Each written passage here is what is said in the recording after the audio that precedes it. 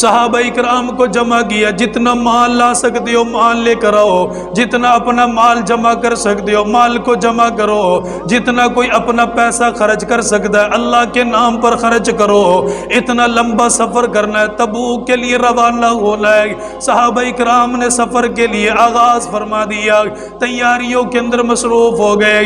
جس دن اللہ کے نبی نے جانا تھا آپ نے ایک ایک کا نام لے کر فرمایا تم نے بھی میرے ساتھ جانا ہے، تم نے بھی میرے ساتھ جانا ہے۔ حضرت علی کی طرف اشارہ فرمایا، علی تم نہیں جا سکتے، تم نے مدینے کے اندر رہنا ہے، تم میرے نائب بن کر رہو گے، نمازیں پڑھاؤ گے، یہاں پر غریبوں کا خیال رکھو گے، مدینے والوں کا خیال رکھو گے۔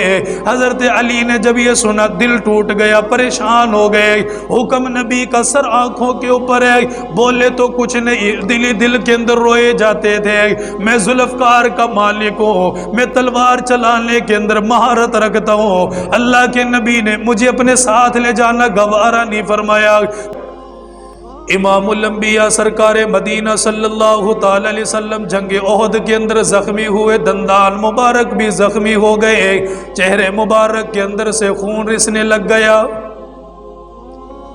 سیدہ فاطمہ کو بتلایا گیا فاطمہ تیرے ابا جان کو زخمی کر دیا گیا، خود کی جو کڑیاں تھی وہ چہرہ مبارک کے اندر گھس گئی۔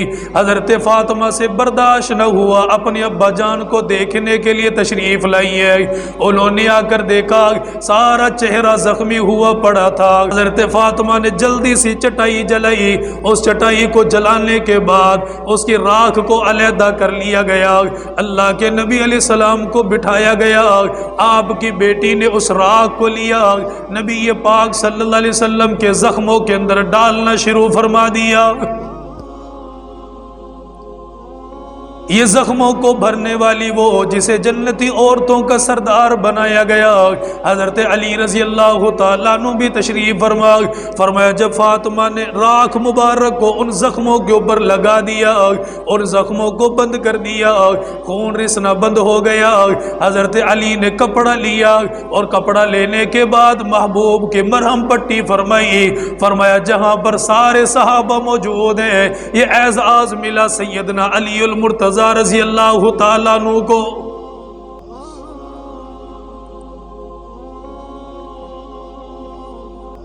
اس حال کے اندر یہ اعزاز اگر کسی کو ملتا ہے تو وہ کس کو ملا؟ حضرت علی کو۔ مرہم پٹی کرنے کا اعزاز کس کو ملا؟ حضرت علی کو۔ جنگ خندق کا معاملہ پیش آیا، یہ بھی اللہ کے نبی سے محبت کی ایک بے مثال عقیدت ہے۔ جنگ خندق کا معاملہ پیش آیا، عرب والوں نے کفار نے ایسی جنگ کبھی نہ لڑی تھی کہ خندق کھودتے، زمین کھودتے، اس کے اندر آگ جلاتے، یہ عرب والوں نے کارنامہ پہلے کبھی نہیں دیکھا تھا۔ حضرت علی رضی اللہ تعالیٰ عنہ فرماتے ہم نے بڑی بڑی خندقیں کھودی اور پورے مدینے کے گرد و نواح کے اندر کھودی تاکہ کفار مشرکین مدینے کے اوپر حملہ نہ کر سکے۔ 1.5 ماہ تک یہ محاصرہ چلتا رہا، کوئی کافر آدمی مدینے کے اندر داخل نہ ہو سکا۔ اسے پتا اگر آگے بڑھوں تو اس کھائی کے اندر گروں گا اور صحابہ تیر برسا کر ہمیں مار دیں گے۔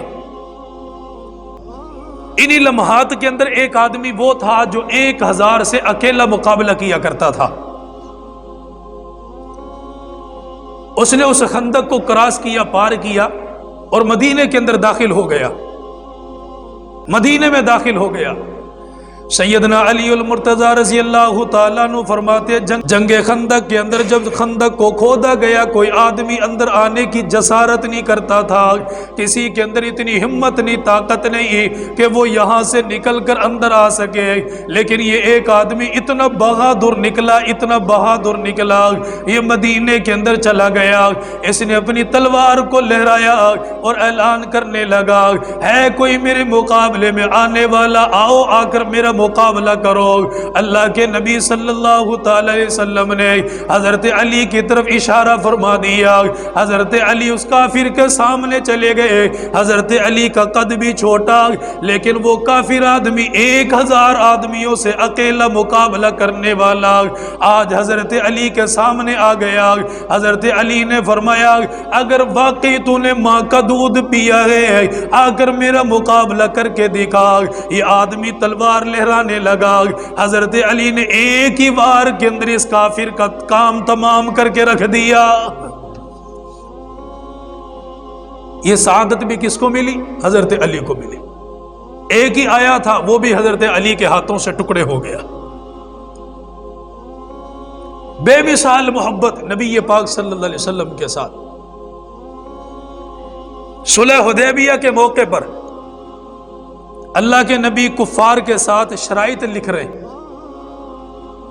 شرائط لکھ رہے ہیں، عجیب و غریب قسم کی شرائط لکھی جا رہی ہے۔ شرائط لکھتے ہوئے اللہ کے نبی کی طرف سے حضرت علی نے لکھا کہ یہ شرائط جو ہیں محمد الرسول اللہ صلی اللہ علیہ وسلم کی طرف سے ہیں۔ کفار نے اعتراض کیا کہ اگر ہم اسے محمد الرسول اللہ مانتے تو اعتراض ہوتا، ہم اسے نبی نہیں مانتے تو اعتراض اسی لیے ہے، آپ کو یہ محمد الرسول اللہ مٹانا پڑے گا، محمد بن عبداللہ لکھیے۔ حضرت علی سے آپ نے فرمایا کہ علی مٹا دو، کہاں پر لکھا ہوا ہے؟ لیکن علی اللہ کے نبی سے سچی محبت، سچا پیار کرتا تھا۔ امام الانبیاء سرکار مدینہ صلی اللہ تعالی علیہ وسلم نے شرائط کو لکھوایا، وصیت نامہ لکھا گیا، اوپر لکھا جا رہا ہے یہ ھذا محمد الرسول اللہ، یہ محمد الرسول اللہ صلی اللہ علیہ وسلم کی طرف سے لکھا گیا۔ کفار نے شور ڈالنا شروع کر دیا، ہم محمد الرسول اللہ لکھنے نہیں دیں گے، محمد بن عبداللہ لکھا جائے گا۔ اللہ کے نبی نے فرمایا تمہیں بگڑنے کی ضرورت کوئی نہیں، تمہیں معاملات کو خراب کرنے کی ضرورت کوئی نہیں، اگر تم نے یہ چاہا یہ بھی خواہش کو پورا کر دیا جائے گا۔ حضرت علی سے فرمایا جہاں پر رسول اللہ لکھا ہوا اسے مٹا دو۔ حضرت علی نے فرمایا آقا میرے اندر اتنی ہمت نہیں کہ میں آپ کے نام کو مٹا سکوں۔ اللہ کے نبی نے فرمایا اگر علی تم نہیں مٹا سکتے مجھے بتا دو کہاں پر لکھا ہوا ہے۔ حضرت علی نے نبوت کا ہاتھ پکڑا رکھ دیا، فرمایا آقا یہ لکھا ہوا ہے۔ اللہ کے نبی نے نبوت والے ہاتھوں کے ساتھ اسے صاف فرما دیا، پھر فرمایا یہاں پر لکھو ھذا محمد بن عبداللہ، اللہ کے نبی کا نام لکھا گیا۔ اگر کوئی اور ہوتا کلمہ پڑھنے والا، ایمان کے اندر کمزور ہوتا، عقیدت کے اندر کمزور ہوتا، عشق کے اندر کمزور ہوتا، محبت کے اندر کمزور ہوتا، فوراً مٹا دیتا، لیکن علی کے دل کے اندر نبی کی محبت، علی کے جسم کے اندر نبی کی محبت، خون کے قطرے قطرے کے اندر اللہ کے نبی کی محبت ہے۔ فرمایا آقا اتنی ہمت نہیں آپ کا نام مٹا سکو، اتنی طاقت نہیں آپ کا نام مٹا سکو۔ اللہ کے نبی نے خود مٹا دیا۔ فرمایا لوگوں یہ بھی علی کی نبی کے ساتھ بے مثال محبت ہے، یہ بھی بے مثال محبت ہے۔ جنگ تبوک کا موقع آیا، نبی پاک صلی اللہ علیہ وسلم روانہ ہونے لگے، گرمی کا سفر، بڑی جنگ اور تیاری کرنی ہے کفار مشرکین کے ساتھ، کفار کے ساتھ۔ اللہ کے نبی نے اعلان بھی کر دیا کہ تیاری کرو، صحابہ اکرام نکلنے کے لیے بھی تیار ہو گئے، جس جس کو ساتھ لے جانا ان کا نام بھی لے دیا۔ عام حالات میں طبیعت یہ ہوتی تھی کسی جنگ کے لیے جاتے تو بتاتے نہیں تھے، لیکن اس جنگ کے لیے کھل کر بتایا کہ ہم نے جنگ تبوک کے لیے جانا ہے، بہت بڑی جنگ ہے، اور نبی علیہ السلام کی زندگی کی آخری جنگ، 62 سال کی عمر ہے، بڑھاپا چھایا ہوا ہے۔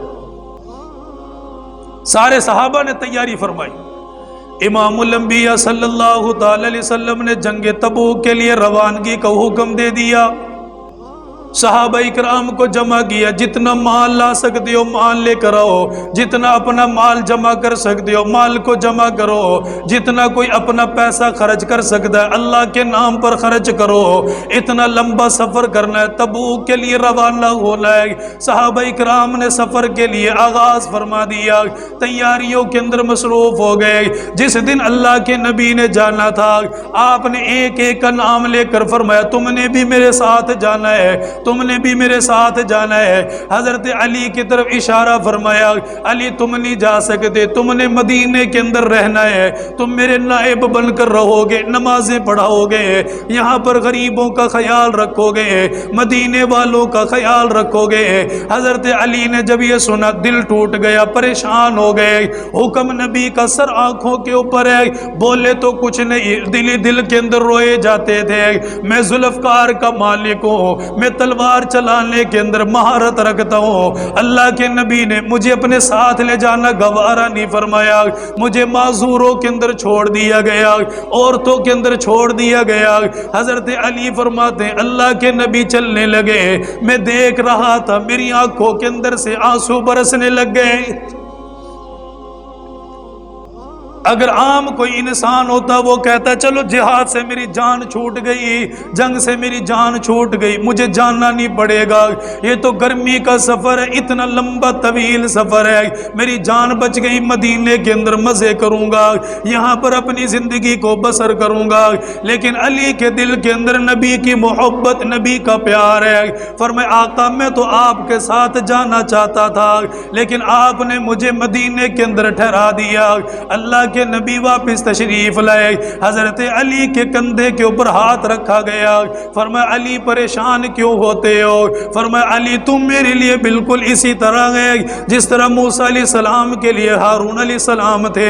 موسیٰ علیہ السلام اللہ کے عبادت کے لیے چلے گئے، کوہ طور پر چلے گئے، اپنا نائب مقرر کر کے گئے، حضرت ہارون علیہ السلام کو مقرر کر دیا۔ لیکن علی یاد رکھنا موسیٰ علیہ السلام کے بعد نبوت کا دروازہ کھلا ہوا تھا، میرے بعد نبوت کا دروازہ کوئی نہیں ہے، لیکن تو میری جگہ پر رہے گا، نمازیں پڑھائے گا، مدینے کے اندر قیام کرے گا، یہاں کے غریبوں کا خیال کرے گا، بچوں کا خیال کرے گا، مدینے کی حفاظت کرے گا۔ حضرت علی نے نبی کا جب یہ پیار والا جملہ سنا، فرمایا آقا اب کوئی پرواہ نہیں، جب آپ نے مجھے اپنا بنا لیا پھر چاہے جنگ میں لے جاؤ، چاہے یہاں پر چھوڑ جاؤ، میں اپنی زندگی کے اوپر ناز کروں گا۔ ایک جملہ بولا، اسی جملے کو دل کے ساتھ لگایا اور وہیں پر صبر فرمایا۔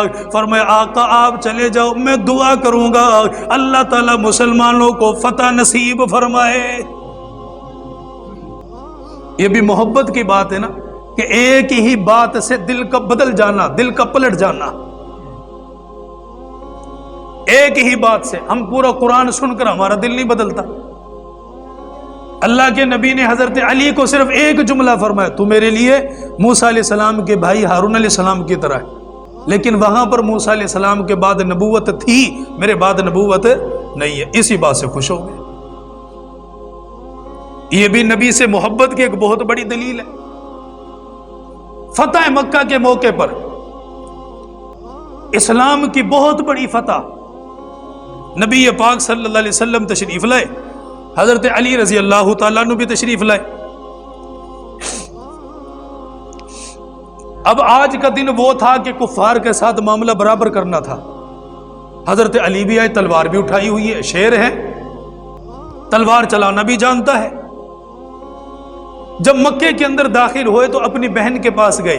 حضرت علی کی کتنی بہنیں تھیں؟ 2 بہنیں۔ نام علی کا ہم لیتے ہیں، ان کی بہنوں کی تعداد بھی ہمیں پتہ ہونا چاہیے۔ حضرت علی کی شادیاں کتنی تھی؟ 9۔ ان کی اولاد کی ترتیب بھی میں آپ کو بتاتا ہوں۔ 2 بہنیں تھیں آپ کی، ایک ام ہانی اور ایک حضرت جمہ رضی اللہ تعالیٰ عنہ۔ حضرت ام ہانی کو فاختہ بھی کہتے تھے۔ ام ہانی کے جو رشتہ دار تھے، سسرالی رشتہ دار، وہ کافر تھے، انہوں نے کلمہ نہیں پڑھا، وہ مسلمان نہیں ہوئے۔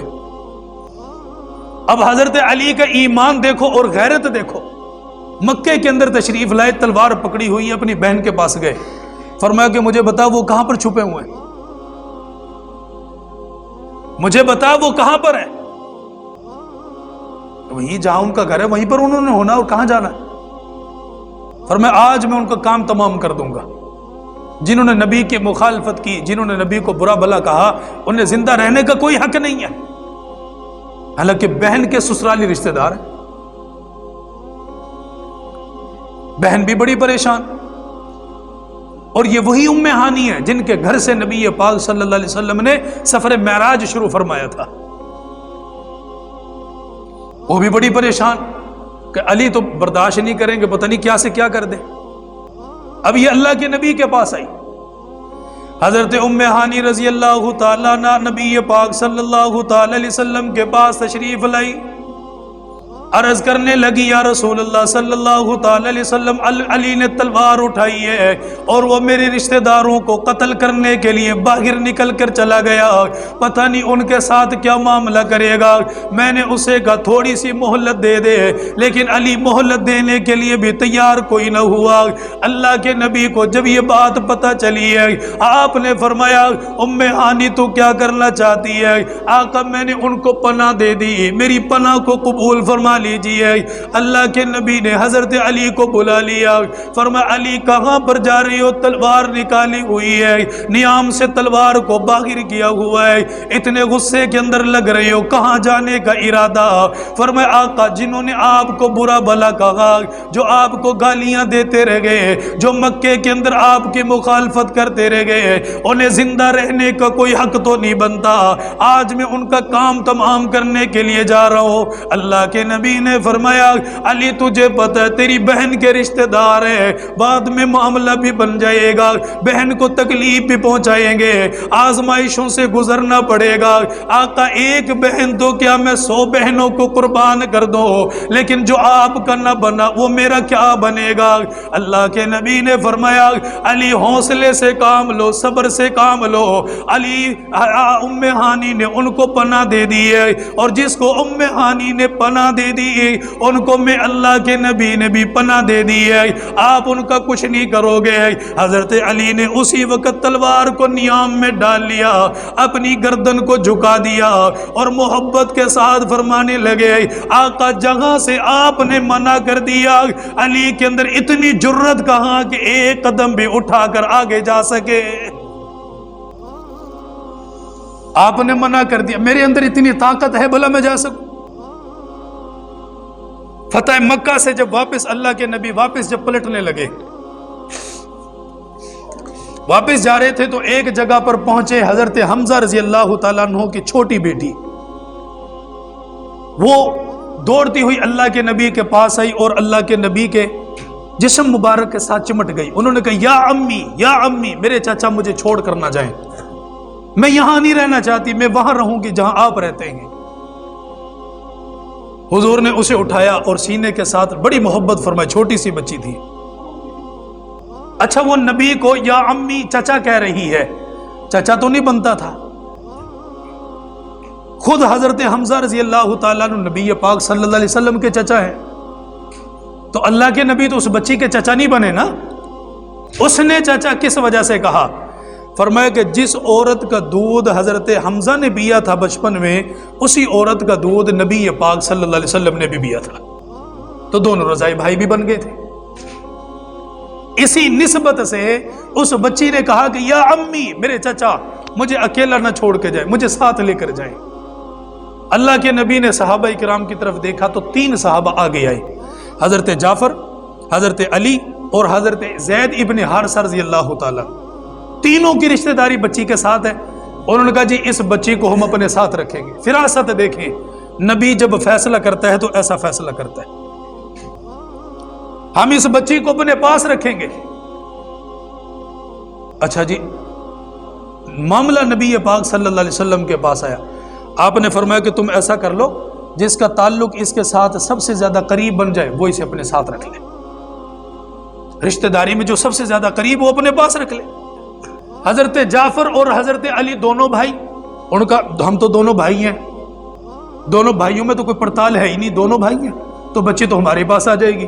حضرت زید ابن حارثہ وہ بھی سیکنڈ طور پر اسی بچی کے وہ بھی رشتہ دار کے اندر نزدیکی کچھ نہ کچھ لگتے تھے، وہ بچی بھتیجی لگتی یا بھانجی لگتی تھی۔ نبی پاک صلی اللہ علیہ وسلم کے پاس فیصلہ آیا تو آپ نے فیصلہ بڑا زبردست فرمایا، فرمایا علی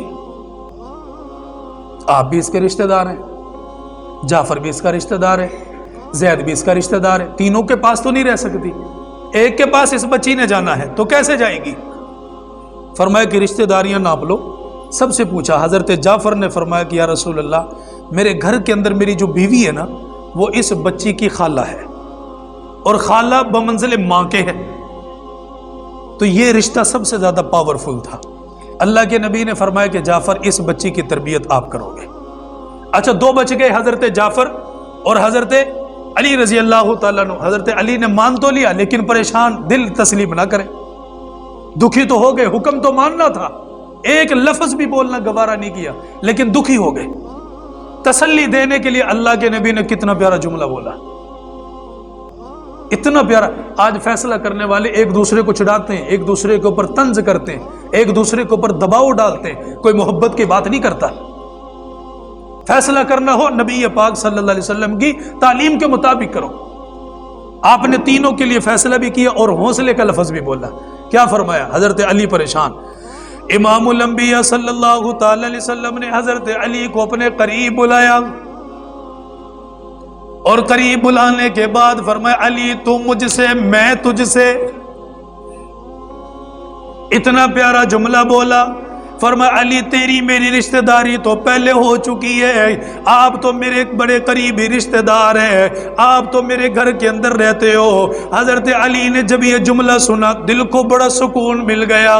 حضرت زید ابن حارثہ بچ گئے, ان کو اللہ کے نبی نے اپنے قریب بلایا اور قریب بلانے کے بعد فرمایا تو ہمارا آزاد کردہ غلام بھی ہے, تو ہمارا بھائی بھی ہے. حضرت جعفر کو فرمایا تو سیرت کے اندر اور شکل کے اندر اپنے نبی کے جیسا ہے. تینوں کے لیے اتنا پیارا جملہ بولا کہ تینوں کا دل خوش ہو گیا اور اسی طریقے کے ساتھ وہاں سے چلے گئے.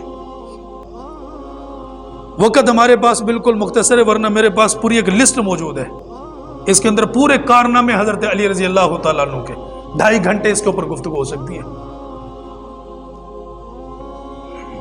حضرت علی رضی اللہ تعالیٰ عنہ کی کرامات کے اندر 6ویں صدی کے اندر ایک مصنف گزرا ہے, اس نے ایک تفسیر لکھی ہے, تفسیر ابن کبیر کے نام سے.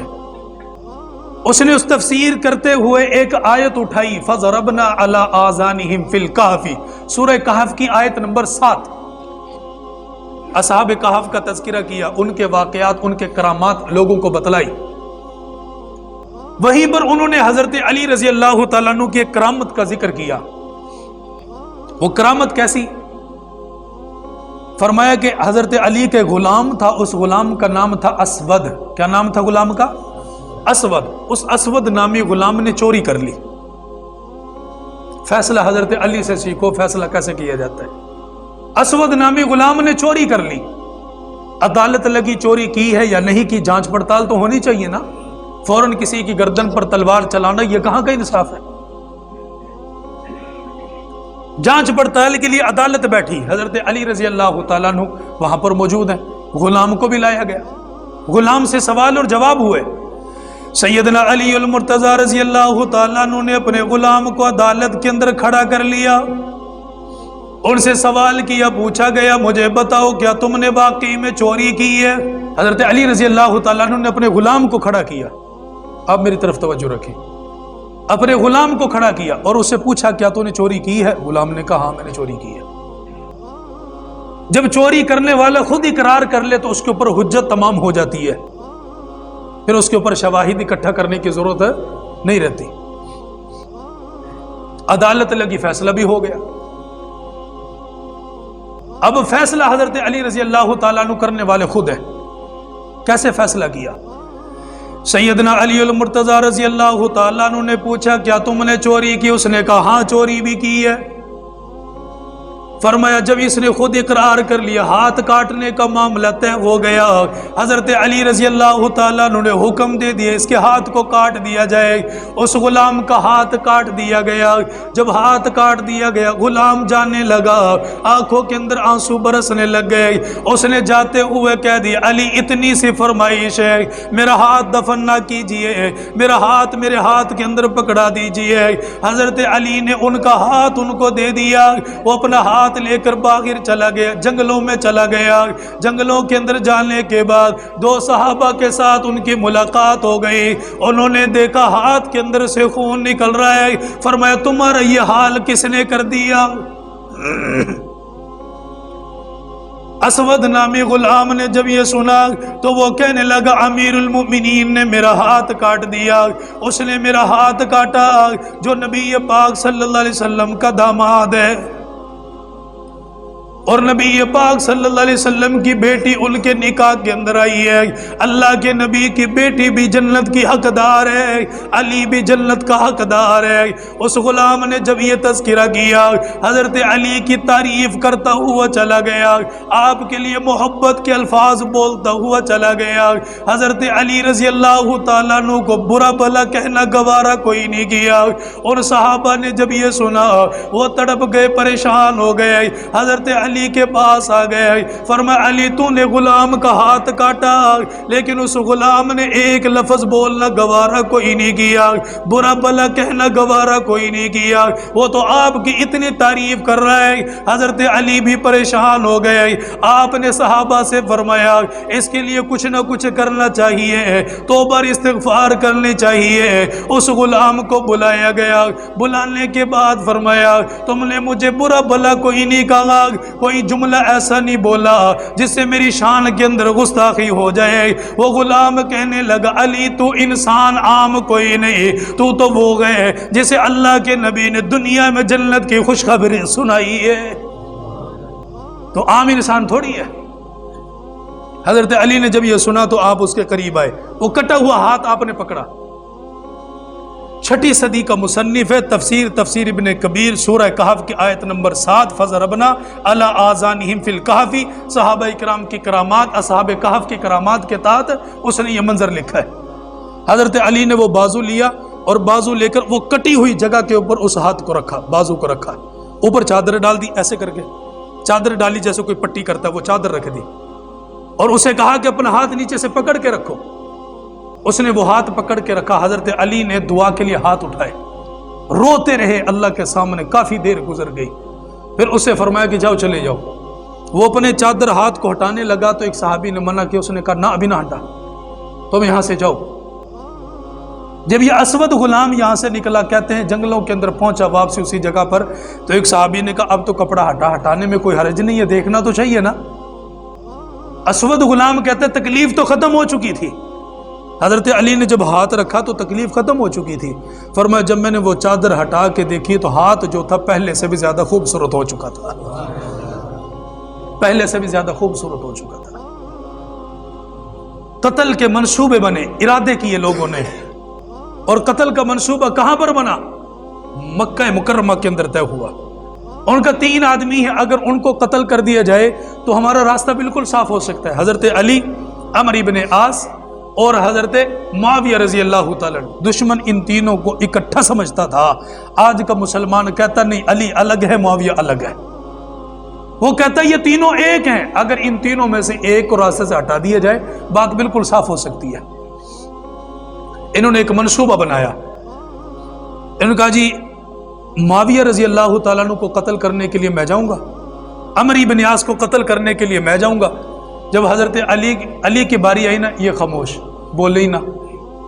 یہ 7-8 آدمی تھے، ان میں تھر تھری کپ کپی لگ گئی، کسی کے اندر اتنی جرت نہیں کہ جو حضرت علی کے ہاتھ گریبان کے اوپر ہاتھ ڈال سکے۔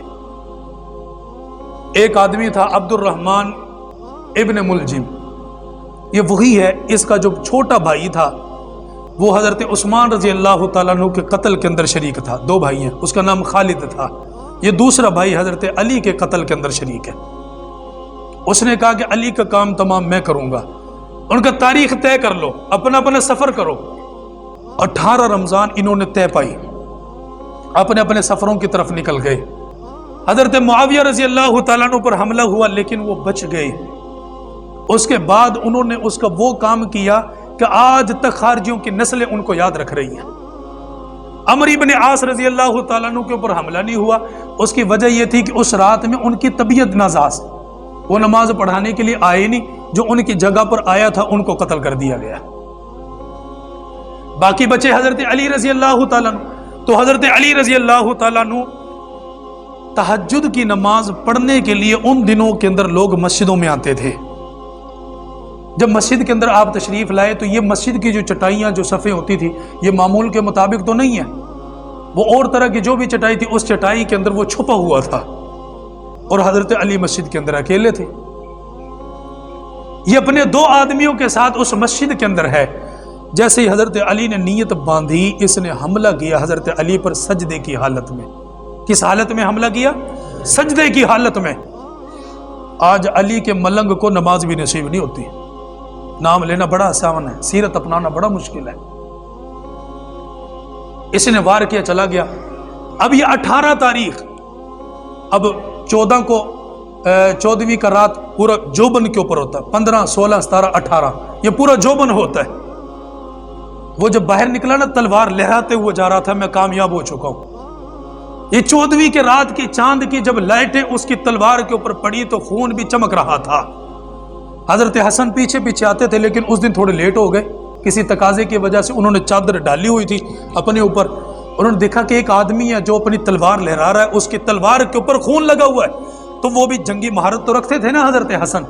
انہوں نے وہ اپنی چادر اٹھائی اور ایک جنگی مہارت کے ساتھ انہوں نے وہ چادر اٹھا کر اس ظالم کے اوپر ڈالی، اسے قید کیا اور اسے ایک درخت کے ساتھ باندھ کر وہاں سے چلے گئے. انہوں نے کہا مجھے نہیں پتا تو کہاں سے آیا ہے، لیکن میں پہلے مسجد میں جاؤں گا، پتہ لگاؤں گا کیا کر کے آیا ہے، پھر تجھ سے آ کر پوچھوں گا.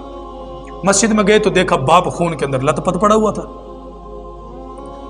حضرت علی رضی اللہ تعالیٰ عنہ کو ہوش آیا تو فرمایا کہ میرے قتل کرنے والا کون؟ فرمایا کہ آپ کو قتل کرنے والا خارجی تھا. آپ نے فرمایا فزت برب الکعبہ، رب کعبہ کی قسم میں کامیاب ہو چکا ہوں.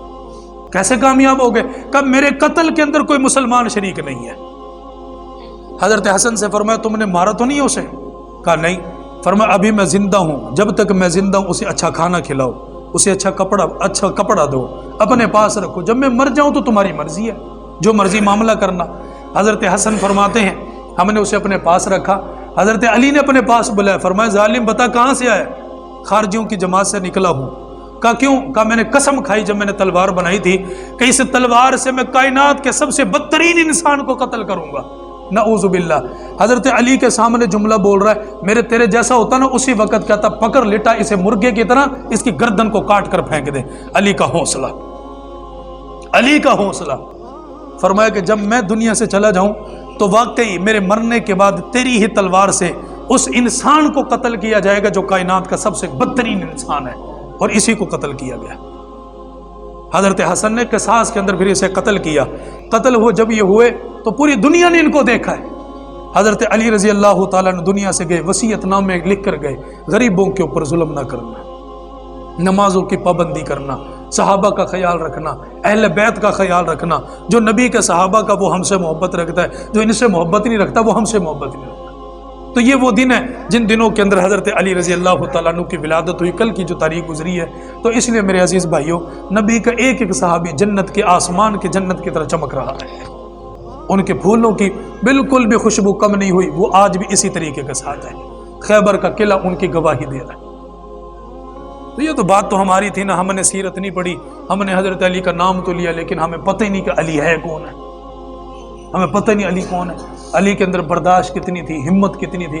ہمیں یہ بتایا کہ بس بہادری اتنی ہے، نہیں، اس کے اندر ہمت بھی بڑی تھی، صبر بھی بڑا تھا اس کے اندر. اس حالت میں دنیا سے رخصت ہوتے ہیں. تو اس لیے میرے عزیز بھائیو، 22 رجب بھی قریب ہے. 22 رجب کو سیدنا امیر معاویہ رضی اللہ تعالیٰ عنہ کی وفات ہے.